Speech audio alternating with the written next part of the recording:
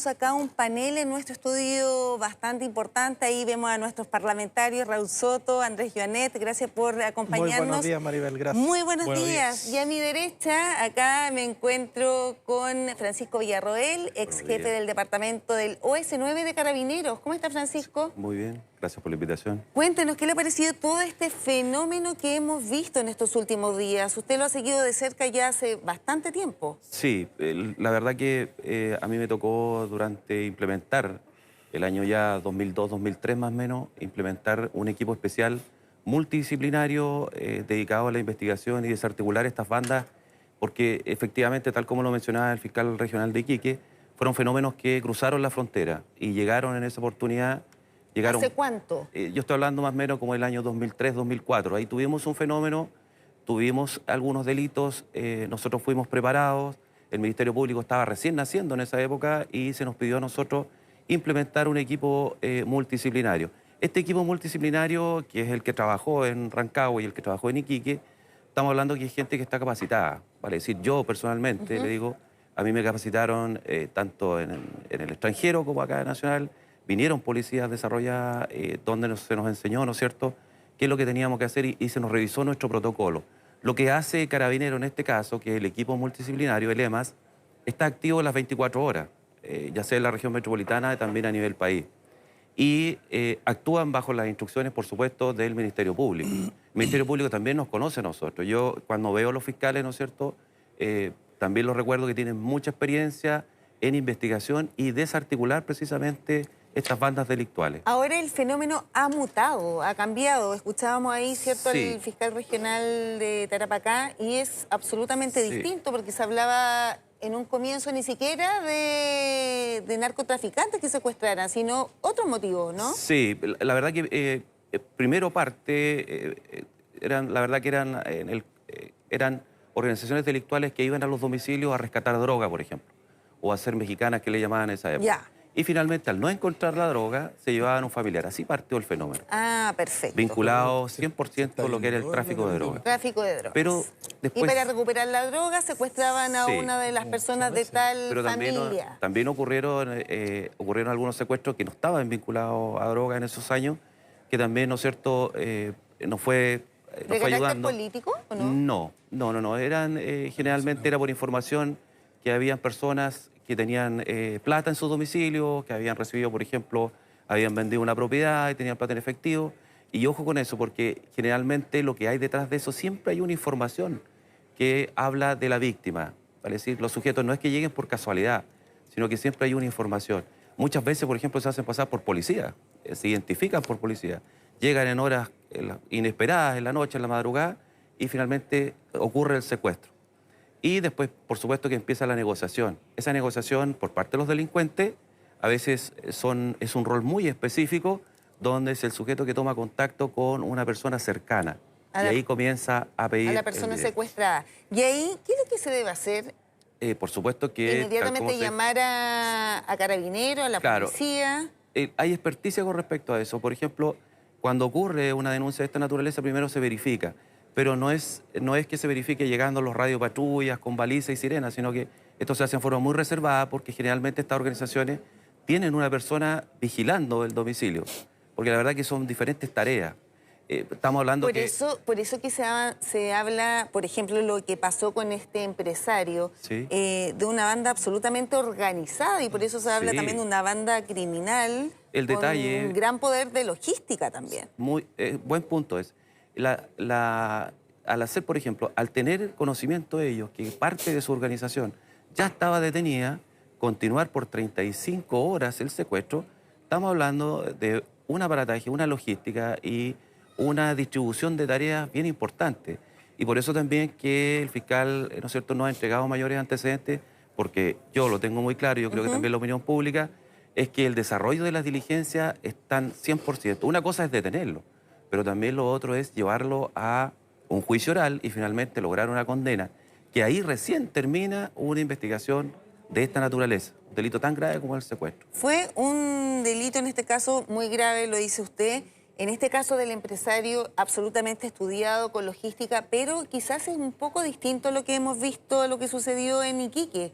Son personas que son aprendidas, por ejemplo, de salir de un club nocturno, Perfecto, otra sí. persona que iba caminando. ¿Usted hizo que eso también estaba planificado? ¿Se sabía a quién se estaba secuestrando? Por supuesto, generalmente, y nosotros teníamos, hay estudios, ¿no es cierto?, al respecto, que en la mayor cantidad de los casos los sujetos presentan o tienen vigilancia en los domicilios de las víctimas y lo ven entrar o salir y ahí ocurre el secuestro. Pero, ¿no es cierto?, si la información es tan certera como saber, ¿no es cierto?, que estaba el empresario a esa hora, estamos hablando de la 1:30 de la tarde, Claro. una cantidad enorme de testigos, llegar a ese lugar es porque era para ellos, para esa organización, era lo más adecuado. Y por eso se desarrolla. Y ojo, porque también ellos están claros de que habían cámaras de seguridad. Pero en el caso de Iquique, por ejemplo, también Era, había un seguimiento, estaba por supuesto, estudiado la persona que no iban es a al azar. secuestrar, que son dos en este caso. Sí, no es al azar. No es al azar. Por supuesto que hay una vigilancia, se sabía que estaba ahí, se reúnen estos delincuentes, están el equipo que va a secuestrar, por supuesto que van armados, van con diferentes sistemas de seguridad ellos mismos, ¿no es cierto? Pueden portar hasta chalecos antibalas bajo la ropa y finalmente ejecutan el secuestro. Y ahí se inicia todo el proceso para ellos. Este es un negocio ilícito para ellos, es una estructura de negocio ilícito, ese es el crimen organizado. Por eso que es importante la señal que se está dando. O sea, pero es que hay dos señales. Una de las señales es que están estas personas con vida, que fue exitoso Sí, en ese perfecto. sentido, pero la otra señal es que se está pagando. O sea que en el fondo este secuestro con Sí. extorsión da resultado para es los que secuestradores, para los que cometen este delito. hay un protocolo. Este protocolo va escalando. Por ejemplo, hay casos que se resuelven en muy corto tiempo. ¿Por qué? Porque la información que llega generalmente llega a través de la opinión pública, vale decir, hay personas que avisan, ¿sabes? Hay una persona que llegó acá, está amarrada, y nosotros, por supuesto, los carabineros, allanan este domicilio y se recupera la víctima sin pagar rescate. Pero a medida que va avanzando el procedimiento, por supuesto que de la mano del Ministerio Público, finalmente se llega a una negociación, en este caso son negociaciones indirectas. El equipo negociador, que es parte del equipo multidisciplinario antisecuestro, también hay gente capacitada que va orientando, en este caso a las personas o a las víctimas, parte de la familia que está tomando contacto con los secuestradores y la va orientando. Esa es una negociación indirecta. Y finalmente se logra, por supuesto que uno de los principios de nuestros protocolos de carabineros, que datan más o menos del 2005 en adelante, que fueron, por supuesto, validados por el Ministerio Público, el principio es resguardar la vida. Es decir, ese es el principal motivo. Nunca se va a adelantar una diligencia si no está segura la víctima. Bueno, y le dijo así la ministra del Interior, Carolina Toá. Vamos a sumar, ¿cierto?, acá a nuestro panel para conversar sobre este tema. Primero, al diputado Soto, ¿qué le pareció lo que dijo en su momento la ministra Toá? Que fue bastante criticado por la oposición en el sentido de señalar de que se había negociado.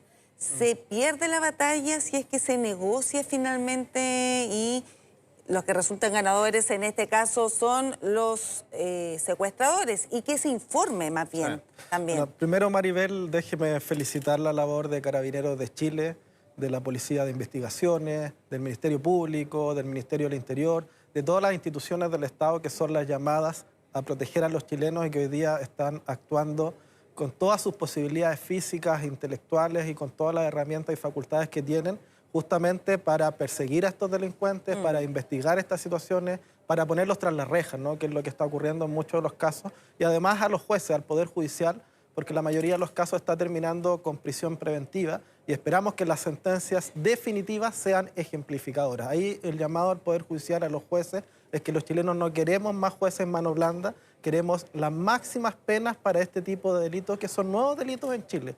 Y yo quiero señalar que el gobierno está haciendo un esfuerzo importante, la ministra del Interior, Carolina Toá, el subsecretario Monsalve. Por primera vez tenemos un plan nacional de crimen organizado, donde hay 17 instituciones del Estado funcionando y coordinándose juntas para trabajar, para desarticular a estas bandas de manera preventiva y también de manera reactiva. Creo que eso es muy importante, se está aumentando el presupuesto de seguridad en un 6%, se está apoyando al Ministerio Público y también a las policías, Sin embargo, me parece que es tan grave la crisis de seguridad que vivimos. Yo creo que esta es una crisis de seguridad sin precedentes en la historia de Chile. Por eso se viene arrastrando hace varios años. Se han hecho un montón de diagnósticos y ahora estamos llegando a los secuestros. Así es. El problema, Maribel, es que se cruzó con la crisis de migración irregular. Está íntimamente ligada a la crisis de seguridad con la crisis de migración irregular. Entonces, nos hemos transformado en un país importador de nuevas formas delictuales y de nuevas formas de criminalidad que es mucho más sofisticada, mucho más organizada, y el Estado chileno estaba atrasado, ¿verdad? Y como el Estado chileno está atrasado, yo creo que estamos 8 o 10 años atrasados, y por lo tanto todo el esfuerzo que está haciendo hoy día el gobierno, donde además se está legislando, en abril nosotros aprobamos un proyecto para aumentar las penas del secuestro en sus distintas categorías. Sicariato también. Hace poco también legislamos respecto del sicariato y un sinfín de otras materias, por ejemplo, las expulsiones administrativas. Lo que pasa es que estábamos tan atrasados y estas bandas son tan organizadas que yo creo que hay que extremar las medidas, y ahí le pido al gobierno poner mucha más mano dura, no descartar ninguna herramienta que esté a disposición para dar un combate frontal y decidido al crimen organizado. Ahora, diputado, no me respondió lo que le había preguntado. Se lo voy a preguntar al diputado Ionet y después me responde usted. Con respecto también, porque generó críticas lo que señaló la ministra del Interior, donde se reconoce que se negoció, digamos, con los secuestradores. Informar esto, ¿qué le parece a usted? Lo primero que en esto uno tiene que ser muy responsable. Y aquí lo primero, efectivamente, como ha dicho Francisco, lo primero es resguardar la vida de las personas. O sea, más allá del tema de la negociación, lo que ahí estaba en riesgo es la vida de las personas. Eso es lo primero. Y yo lo segundo, sí, es que nosotros lo que no podemos hacer, y que yo creo que se ha ido haciendo, es normalizar desde hace mucho tiempo el nivel de violencia, delincuencia que hay en Chile. ¿Para qué hablar de la Araucanía? Otro día hablamos de eso, pero sabemos perfectamente que cuando normalizamos esto... Mira, del 2021 al 2022 aumentó en un 74% todo lo vinculado a secuestro. Y como decía Francisco, efectivamente están estos secuestros express, que no son tan efectistas, ¿no? Que no aparecen, pero que se producen permanentemente en distintas partes de Chile. Y la gente muchas veces paga. Son rápidos, etcétera. Eso es ya casi normalizado. El tema. Mira, acá tengo una cifra. El 2021, 492 denuncias, esto según la Fiscalía. El 2022, 826. 70%. Así es. Después, extorsión. Aumentó un 58%. O sea, lo que estamos viendo es un aumento permanente de la cifra. ¿Para qué decir homicidio? Teníamos una cifra del 3,5 en 2017, hoy día 4,7. Entonces lo que ocurre es que estamos normalizando una situación que no es normal. Y aquí tenemos que ponernos colorados una vez, como ha dicho Raúl, colorados una vez. Y esto significa, primero, endurecer las penas y también tomar otras medidas. Nosotros hemos planteado que aquí hay un problema, como lo ha dicho Francisco, hay un delito que viene de afuera. Eso es subjetivo. Las bandas fundamentalmente son bandas venezolanas y colombianas. Es un delito importado. El punto es si se instala ya definitivamente en nuestro país. Es que si se instala... la verdad terminamos siendo un Estado fallido. Hay varios Estados fallidos que finalmente la institucionalidad que ha sido vulnerada, digamos también las cosas como son. Nosotros tenemos una institucionalidad policial que fue vulnerada en el 2018. A Carabineros se deslegitimó la acción de Carabineros. Y todas esas cosas afectan. Cuando tú atentas contra la institucionalidad de la seguridad, alguien avanza. ¿Y quién avanza? El crimen organizado. 2018, en torno al estallido social, 500 ataques a Carabineros. ¿Qué pasaba durante esos días? Se movía la merca. Así están los relatos, se movía la mercancía. Entonces avanzan fundamentalmente en las poblaciones, en distintos sectores, y estos señores finalmente se adueñan de los barrios. ¿Ya? Bueno, es que es el modo que tienen ellos, en definitiva, tomarse ciertos territorios. Y ahí no está el Estado. No está el Estado. Yo tengo pero no se Matías puede normalizar, sí. Sí, respecto del hecho de hacer explícito la negociación y los montos a veces que se pagan, ¿no? Yo estoy de acuerdo. La prioridad es proteger la vida del secuestrado, de la persona, rescatarlo sano y salvo, ojalá sin daño, ojalá sin lesiones, ojalá sin ningún tipo de afectación a su vida. Y todos los medios que se lleven adelante para lograr ese objetivo son válidos y son absolutamente prioridad. Pero la comunicación es Eso, importante. ¿ya? informarlo. Y yo creo que hay que aprender la lección de lo que ocurrió en esta oportunidad para que no vuelva a pasar en el futuro. Cuando el centro de atención comunicacional está en el pago y en la negociación, lo que se hace es aumentar el incentivo para cometer a futuro este tipo de delitos. De manera tal de que hoy día estamos ante el riesgo de que se genere una verdadera industria del secuestro en Chile, ¿no? Porque los delincuentes están mirando las noticias, están mirando los matinales, están mirando lo que pasa.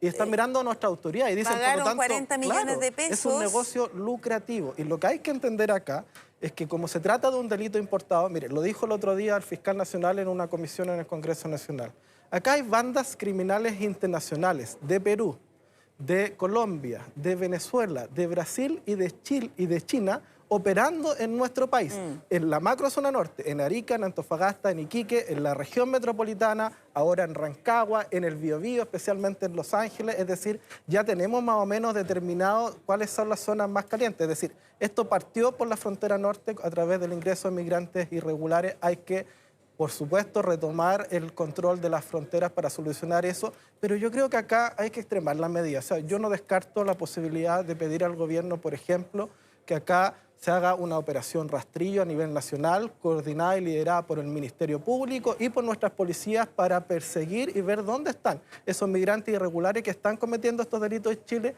ponerlos ante la justicia, tras las rejas o simplemente expulsarlos de nuestro país. Diputado, mire, y segundo, vamos a ir con las medidas que usted también ha solicitado. Le quería hacer una pregunta también a Francisco en el sentido de si el Congreso ha dado las herramientas, las leyes que permitan hacer frente a estos delitos, a estos nuevos tipos de delitos como el secuestro extorsivo.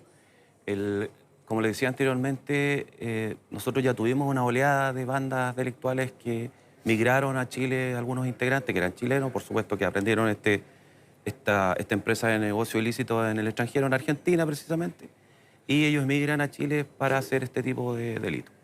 Pero la señal que da el Ministerio Público pasado el tiempo fue muy potente con respecto a las condenas. Por lo tanto, nuestra delincuencia siempre ve costos y beneficios. Y cuando, yo recuerdo perfectamente, un sujeto que solamente manejó un vehículo recibió una condena sobre 10 años y un día, vale decir una pena muy potente. Ahora, cuando yo veo el fiscal Emiliano Arias, el fiscal von Bichonhausen de Rancagua, gente con mucha experiencia, ellos no van a descansar, y eso lo tengo muy claro, y también el equipo de Carabineros no va a descansar a tenerlos a todos tras la reja. Y después nosotros, en un año más, año y medio más, vamos a ver el juicio oral, y las condenas que se van a lograr, yo creo que van a ser condenas muy elevadas, porque el secuestro extorsivo tiene una de las condenas más fuertes. Estamos hablando de condenas sobre 10 años y un día, parte de eso. Pero cuando hay detrás de eso una extorsión, o sea, cuando hay lesiones sobre todo, se van agravando y terminan con penas que superan los 40 años. Eso es lo que ocurrió. La señal que va detrás de todo esto es esa, para decir, este negocio no es rentable. Por lo tanto, el tipo que va a hacer o el delincuente va a migrar a otro tipo de ilícito. No es rentable porque las penas son muy altas. Entonces, y la persecución implacable. Claro, si me detienen, voy a estar, no sé, una cantidad, 20 años en no es negocio, en la cárcel. Va a decir el delincuente. Diputado Jonet, con respecto también a lo que se ha dicho de esta justicia laxa, escuchábamos en su momento a la senadora Bodanovich hablando sobre eso. Acá se está estipulando de que hay penas, que hay leyes, pero que no se están ejecutando por parte de los jueces. ¿Usted concuerda con eso? Yo concuerdo con eso. Yo concuerdo además porque se acuerda usted el caso del juez de Arica que dio los nombres de los testigos. Protegidos, testigos protegidos, además varios funcionarios de la PDI que trabajan en inteligencia. Entonces, claramente tenemos un problema en los tribunales. Entonces, es todo un sistema que tenemos que adecuar y yo creo que aquí, en un momento se planteó hacer un acuerdo nacional. Yo creo que aquí es necesario, de verdad, hay ciertas cuestiones de política pública en donde nosotros no podemos tener discusión, pese a que hay que ver cómo son las votaciones del Congreso y uno se da cuenta que hay ciertos sectores que votan en contra de las leyes que apuntan a la seguridad. Pero más allá de eso, yo creo que aquí tenemos problemas estructurales. Hoy día el crimen organizado está entrando por la frontera, que hemos dicho, policía militar de frontera. Y no estamos hablando de que los militares, estamos hablando de una cuestión mucho más integral que tiene que ver con inteligencia. Segundo, la ley de inteligencia está parada en el Congreso. El gobierno le quitó la urgencia porque era una mala ley. Después, el Ministerio de Seguridad también tiene algunos problemas, sobre todo con el delegado. Es un tema que siempre sale a la luz cuando pasan estos casos y el Ministerio de Seguridad lleva todo este tiempo en el Congreso. Yo creo que ahora va a salir por este problema. ¿Qué otro? Carabineros. El año pasado egresaron 800 carabineros. ¿Y sabe cuántos fueron a retiro? 1.500. El próximo año van a egresar más o menos 1.500. Sí, pero van a ir a retiro 2.000. O sea, necesitamos a lo menos formar 6.000 carabineros anuales para llegar a la cuota del 40% de déficit que tenemos. Cárceles. Estamos con un programa de cárceles, pero no es suficiente. Diputado, pero usted hablaba también de este gran acuerdo nacional en torno a la delincuencia, los nuevos delitos, y tampoco pasó nada con respecto a eso. No pasó nada. Entonces, ahí, ¿de quién es la responsabilidad? Medio segundito. Sí, y después para que me responda el diputado Soto. Mira, yo creo que tiene que ver con el clima polarizado que hoy día está y que no contribuye a esto, porque los temas de fondo son otros. Este es un tema de fondo. Sí. Y nosotros tenemos que superar la polarización, la diferencia, justamente para poder resolver estos problemas. Sí, yo estoy absolutamente de acuerdo y dispuesto a sumarme y colaborar en cualquier acuerdo que vaya en esa dirección. Creo que la delincuencia y la inseguridad no tiene color político. Los delincuentes no son ni de izquierda, ni de centro, ni de derecha, no son ni de gobierno, ni de oposición.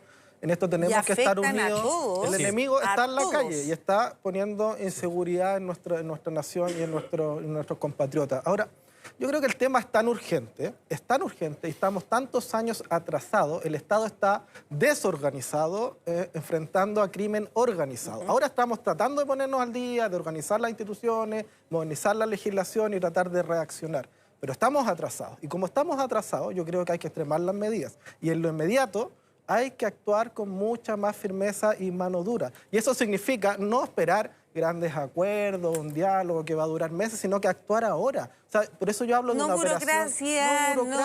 No palabras, ya sabemos el diagnóstico el diagnóstico. Hay una ¿Y usted crisis. propone algo? Yo propongo una operación rastrillo, liderada por el Ministerio Público, las policías a nivel nacional, encontrar y perseguir y llevar ante la justicia o expulsar a los migrantes irregulares con antecedentes y que están cometiendo estas nuevas formas delictuales en nuestro país. Y segundo, no descartar, por ejemplo, una medida probablemente más extrema desde el punto de vista jurídico, político, como podría ser un estado de excepción constitucional a nivel nacional, de carácter acotado, bien focalizado, bien dirigido y bien regulado, que permita disponer de las fuerzas policiales e incluso militares, no para que las personas estén encerradas en sus casas y los delincuentes anden libres, muy por el contrario, para dar seguridad a la gente, mientras tanto esta normativa y nuestra institucionalidad se pone al día para enfrentar adecuadamente y de manera decidida el crimen. O sea, un estado de excepción, dice usted, en todo el país. Sí, focalizado en aquellos lugares donde está determinado que estas bandas están operando para desarticularlas, para perseguirlas, porque la situación es muy grave. Mire, lo que pasa es que estas bandas, que ya le mencioné, de México, de Colombia, de Venezuela, de China, de Brasil, son principalmente entre 6 y 8 bandas que ya están determinadas, que tienen carácter internacional. Pero este está permeando nuestro país. Uno de los secuestros que hubo en Iquique tiene participación de 2 chilenos. Es decir, los delincuentes chilenos están adquiriendo y haciendo propio ya estas formas delictuales importadas. Hay otra forma que está operando, que tiene que ver con el caso de Rancagua. La banda que operó en el secuestro del empresario en Rancagua, en La Gonzalina, que además es de mi distrito, de mi región y conozco muy bien, es una banda de extranjeros, pero que no tiene que ver con vínculos ni con el Tren de Aragua, ni con estas bandas internacionales. Son migrantes irregulares que se contactan acá en Chile, se organizan acá en Chile para efectos de llevar adelante este tipo de delitos. Es decir, estamos ante distintas figuras que hacen que la situación sea muy grave. Yo creo que con este secuestro de Rancagua se cruzó una línea roja. Estamos en un punto de inflexión. Y si no actuamos, de gobierno también esta línea roja que se había cruzado. Si no actuamos ahora, Maribel, y con esto termino, yo no descarto que en 10 años más, o probablemente menos, estemos siguiendo el camino que tuvo México, Colombia, Venezuela, Brasil, Ecuador, hace poco. La última elección presidencial, ustedes la vieron, chaleco antibala, casco, porque primero son los empresarios, después son los periodistas, después son los políticos, después la gente común y corriente, porque el negocio se va industrializando. Ahora, diputado, esta propuesta... Y tenemos que ponerle un dique ahora a esta propuesta que usted hace, este estado de excepción nacional, dice usted, acotado por un periodo corto de tiempo, ¿Es plausible, tiene asidero? Y se lo pregunto también al diputado Joanet, ¿qué le parece también esta propuesta? Considerando todo lo que se habló en su momento con la Araucanía, ahora se ha hablado de una desescalada en esa zona. La Araucanía ha logrado ayudar, ¿eh? Pero ahora se está hablando de una desescalada. Mire, ¿Es una herramienta que se puede ejecutar? Mire, cuando usted tiene más carabineros, hoy día tenemos pocos carabineros, hoy día tiene las fronteras absolutamente vulneradas, y segundo, no tenemos militares. Digamos las cosas como son. Nosotros tenemos pocos militares. Nosotros en Chile hemos privilegiado fundamentalmente la profesionalización de nuestros militares por la cantidad versus el resto de América Latina. Eso es lo primero. Permítame dar un ejemplo. Cuando fui intendente de la Araucanía se quemaban todos los días camiones. Y con Carabineros nosotros logramos que no se quemaran camiones, que bajáramos un 80% la quema y los ataques en los sectores rurales, porque estábamos hablando de la autopista. Solamente con inteligencia. ¿Cuál es el problema hoy día? La ley de inteligencia está parada. Nosotros abrimos la discusión para que el gobierno hiciera las indicaciones de la ley de inteligencia y presentó un mal proyecto. Digamos las cosas como son. Hoy día estamos conversando para tratar de mejorar ese cuerpo legal. Pero sin ley de inteligencia, o sea, tenemos ley de inteligencia, pero sin una inteligencia profesional, con mucha más herramientas, vamos a estar muy complicados. Yo creo que... ¿Pero apoyaría esa medida usted? ¿El estado de excepción es que es a nivel impracticable, porque, a ver, conozco perfectamente cómo el estado de excepción a la Araucanía. De hecho, en la Araucanía se ha pedido estado de sitio. Lo que requerimos es que, efectivamente, si en algún minuto no están las capacidades de las policías, no están las capacidades de la Fiscalía, claro, pero aquí lo que se requiere es fundamentalmente comenzar a poner aquellas herramientas que tenemos y que están ahí en reserva, como la ley de inteligencia, darle muchos más recursos. El 6% me parece bien el aumento, pero porque si queremos, aumentemos, por ejemplo, ¿cómo hacemos para que entren más carabineros a la escuela de carabineros? Un joven entra a la escuela de carabineros, hemos aumentado la edad a 30 años. ¿Sabe cuánto se le paga a un joven o se le da la pensión para que se mantenga la escuela de carabineros? Un joven que puede tener entre 20 y 30 años, se le pagan 60.000 pesos. ¿Usted cree que con esos 60.000 pesos puede mantener a su familia si tiene una guaguita, en fin? Bueno, igual se han hecho también ese tipo de medidas de carabineros que estén en retiro, que también puedan volver. Sí, pero necesito hacerle una pregunta muy importante a Francisco, porque la gente también acá se ha manifestado, nos preguntan, ¿hay preocupación? ¿Hay también alarma por estos hechos que hemos conocido? ¿Cuán peligrosos son estas personas que están cometiendo estos delitos nuevos, por así decirlo, en nuestro país? Sí, como yo le explicaba al principio, nosotros antes de hacer nuestros protocolos de actuación en este tipo de casos, tuvimos que hacer el perfil del delincuente. Y la verdad que nuestra delincuencia parte a temprana edad, la delincuencia tradicional, cometiendo delitos menores. Después va en escalada y finalmente en la pirámide delictual aparecen los sujetos que se dedican a realizar secuestros. ¿Por qué? Porque han pasado por todo el resto de la escala, fueron hacia el interior de las cárceles, entre comillas, conocieron mayor cantidad de delincuentes más peligrosos. O sea, que tienen una amplia trayectoria delictual, por así decirlo. Por eso que nuestros carabineros que participan en este equipo multidisciplinario mantienen este protocolo de actuación, porque estamos ante delincuentes muy avesados, muy impulsivos.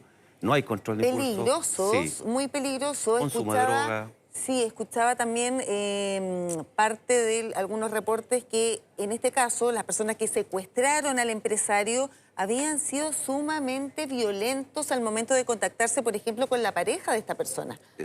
Es muy probable. Lo que pasa es que para ir apurando esta entrega de dinero, por supuesto que hay violencia detrás de eso. Por eso que hay, como decía el fiscal regional de Iquique en este caso, de que hay lesiones, hay filmaciones de videos también que se le envían a los familiares de las víctimas, en el fondo para apurar la entrega del dinero. ¿Son bandas peligrosas? Sí. ¿Qué es lo más importante? Lo más importante es que las personas denuncien, que los especialistas que van a llegar a su domicilio van a ser gente que sabe de estos casos, por lo tanto no van a poner en riesgo, a la persona que está retenida. Y ojo, porque también tuvimos nosotros fenómenos que también eran secuestros de menores de edad. Francisco, y por último, le quería consultar, ¿qué pasa con estos secuestros? Usted dice que hay una escalada. En un momento eran secuestros entre bandas criminales, ahora son cualquier tipo de ciudadano. ¿Después podemos ver autoridades también? Claro, el fondo cuando no se detiene este fenómeno, por supuesto que va en escalada, si se ha visto en otros países. Porque se lo pregunto por lo mismo, uno ha visto que eso ha sucedido en los otros países. Sí. Yo por darle y también dentro de todos los detalles, por ejemplo, tuvimos nosotros el evento acá de Santiago 2023. Nosotros nos tocó preparar a nuestros oficiales y a personal y tener comités de crisis preparados ante alguna situación de esta naturaleza. Los teníamos. O sea, siempre el equipo estuvo bien en contacto, nuestros analistas estuvieron funcionando, vale decir que estábamos preparados para este fenómeno, tal como lo dijo el fiscal de Iquique. Perfecto. Francisco, muchas gracias por habernos acompañado. ¿Ah? Nos entregó ahí todos los detalles, también cómo ha avanzado y cómo muta finalmente este delito, que es muy, muy grave.